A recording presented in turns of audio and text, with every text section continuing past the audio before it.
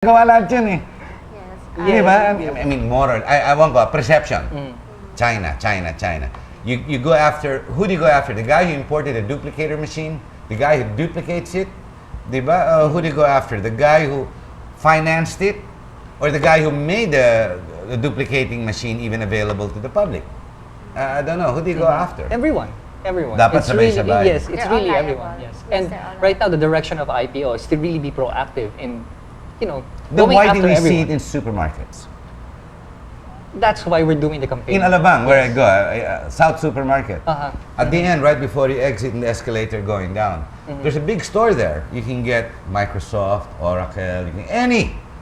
Software yun, hindi DVDs. Pag DVD gusto mo, pumunta ka sa The Ruins, sa BF. I mean, it's not one store. You're talking about 100 stores. Yes, sir. Doon, makukuha mo na rin yung mga fake na rubber shoes, na mga Nike na fake. I mean, you don't even have to go that far. Pumunta ka na Makati Cinema Square, right in Makati, in the basement, di ba? They're all there. I think everybody knows what I'm saying. Go to Green Hills. Sa Cubao, wala na eh.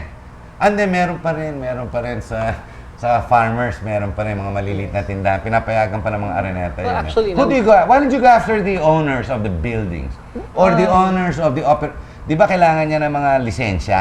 Yes, Mayor's yes, permit. yes. Pag nahuli ka, I don't care who you are, yung lisensya nito, sarado na. Putol na dapat. Hindi kayo gawin yung gano'n. Sabihin niyo sa mayor. We have a program like that. Actually, we're cooperating with mall owners right now. Oo, mga Yes. mall operators, maraming ganyan Yes. And some, for Alam mo, example, sasara niyo lahat ng mall. Ang alam ko lang hindi nag-ano dyan, very strict are the Cs, and Gokong Waste in Group. Makati, they're very... meron ba sa ibang SM? Alam ko sa mga ibang SM, wala. Basta SM, alam ko, wala ako nakikita. Ganon din sa mga Gokong Way, Robinsons. Yes, but we're cooperating with mall owners right now. We're trying, like, some of them are imposing But this on by themselves. why operate individually? Why not just make it a law? Mahuli ito, kung sino yung permit nito, kung sino yung mall. Lahat sila damay, sarado lahat. Actually, there's a House bill in progress, but as we know, we'll have to wait for that before that becomes law. My gosh, who among you is going to explain it to the congressman? Good luck. So we're prosecuting. We're in charge of that. Oh my God, really? Enlightening We're them. still going through what we call the automated elections, and that's a bit of a problem. There's a little bit of comprehension there, much less intellectual property. Yes, and it's related to intellectual property because we're talking about machines, patented. Oo, ganun din yan, di ba? Technology. Patented So technology. kayo right? pupunta sa, nako, patay na. We're doing the lobbying. We're doing of course, we do what because we're the experts. We know what's happening. We know what we need here in the Philippines. How many people in your group going after this? For example, ilan kayo in your organization? 20, 30, 50, 100?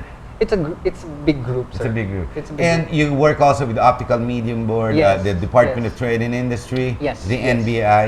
Yes. So you lobby against all of them, but you realize all the people you're working with are also part of the problem. I mean, di ba? Ang optical board, multiple raids. Alam naman natin, tuloy-tuloy. This show, DTI, nakikita naman natin everywhere. Ba't tuloy-tuloy? Dapat sila na lang, DTI, dumiretso na lang dapat sa legislation. Bring it out directly, di ba? But no, they let you lobby it rather than when it should be them. The NBI, the implementers, supposedly, why do they need you to tell them that they have to go after these people when they themselves on their day offs are the buyers of the very products? That's why the IP Philippines is taking a more active role in terms of educating our fellow government agency members in terms of enforcement. In government, for example, the word Microsoft Office, almost every local government unit, Makati, Manila, Quezon City, tignan mo yung mga computers nila, may Microsoft Office yan. I bet you 10 out of 10. Ano yan? Fake yan. Hindi ginamit niya. Correct me if I'm wrong. Yes, we have problems like that. Yeah, Yes. according to the CIDG, it really is an uphill battle in terms of enforcing genuine software. Here in GNN, I guarantee you all our operating systems are genuine. I guarantee this. I saw it. That's I saw good. the sticker. Every computer in this building. It must have cost you a lot. Yes. That's why the question is, it cost us a lot because we were violators. Napagkwartahan kami. So baliktad. Di ba? Naintindihan na namin, if that's the law, who wants to be a violator?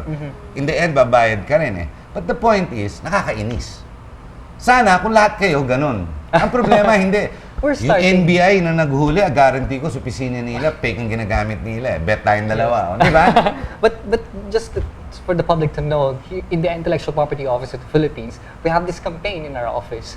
Na lahat kami, we have this swearing in every Monday during the ceremony, flag raising ceremony. Why? What do you swear in? That Parang we were- panata. Yes, exactly.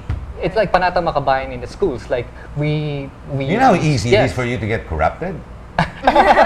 Don't tell me you two are not corrupted. No, but it's a culture building. That's why you have to swear in every Monday. Sige, go ahead. It's a culture building. Like when we say we It's so swear true, to it, culture, yeah. we believe in this cause, and that we ourselves in our daily lives will practice this, then we believe that it is the right thing to We do. have to start in our own backyard, or at least the Director General believes that we have to start in our own backyard. That's why he's saying he goes on rounds every floor, and then he tells people, "Oh, you're wearing a fake bag. You're gonna bring it Exactly. tomorrow," or, Yes. or for From example, head to toe. insurance. Yeah, Yes, he you have to checks. be original. So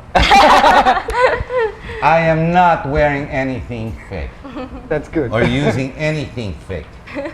Except the battery in this phone. It's made in China, but it says Nokia, and it's supposed to be French, di ba? Or was it Finland? Finland, yes. Pero wala akong mahanap European. ng Finland. 500 pesos daw wala akong mahanap, kaya binili ko yung 250 na baterya. Nakasulat naman Nokia. So But see, it's 4 years old. See, there's also a problem with the business model. They have to compete also with what the pirated goods are offering the public. They have to try And to be more availability. accessible. Yes. Yeah, accessibility. And then the price, of course. And then, of course, it's easier to replace goods in the black market than in the original market, so to speak. You have to fill up paperwork and wait for the parts. How do you get into your culture of being straight? How would you convince me to be straight if I didn't work in your office? In your case, you're compensated as part of Intellectual Property Philippines, and you have to carry the concept, the whole constitution of not violating any property right whatsoever. So yes, you're compensated for that, so you think in that direction. How do you convince me, di ba, or the Filipino people, who are not employed with the property code, hey, Harry, you should be straight. You should not buy pirated items. How do you convince me?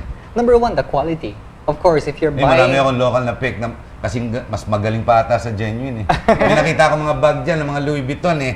Mas matibay pa yung zipper kaysa yung Louis Vuitton eh. Yung mga iba dyan Rolex pero yung laman Polex.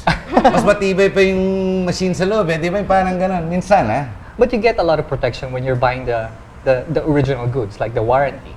Like even if you buy a Rolex in Green Hills and it's fake, of course you cannot fix it once it's broken. But if you 2,000 buy the pesos, who original, cares to fix it? Compared to 1,000,000 pesos, di ba? You're just Bili ka na lang ng bagong pick. and of course the most But important why is Green Hills even allowed? Why doesn't the NBI go after it? If Ronnie Ricketts is going to go to the street and put bulldozers to break all these pirated items, why doesn't he just go and close, for example, Green Hills? Close Cinema Square. Go to Quiapo, close the whole Arranque area, di ba? Sara mo for 2-3 months.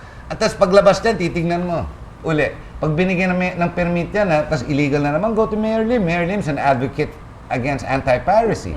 Naiinis siya dyan. Advocacy niya yan, personal advocacy ni Mayor Lim yan. Coordinated Mayor Lim, sana mo lahat sa Quiapo. Umiyak ang mga landlord doon, di ba, na hindi nila maparenta, mapaupa yung lugar nila. Yes. Huwag mo payagan ng mga Muslim nagbibenta ng peke dyan. Oh. Why not that? Why does the optical media guy, Ronnie Ricketts, actor pa, di ba? Maraming palabas pa. Palabas lang yun. Gusto mo talaga, di sana mo kaya po. Di ba tama? Correct me if I'm wrong. Yes, you're correct. Actually, we need a lot of political will when it comes to this thing. Of course, we're doing our job. The Optical Media Board, they're doing the best that they can. Aren't you And right now- frustrated in that job?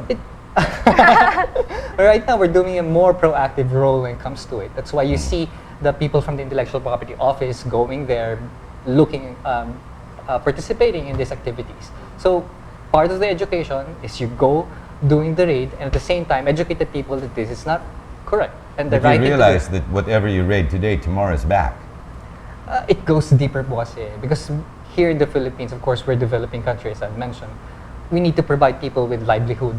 And of course, we cannot control what they will do eventually, but what we can do is to do what we can.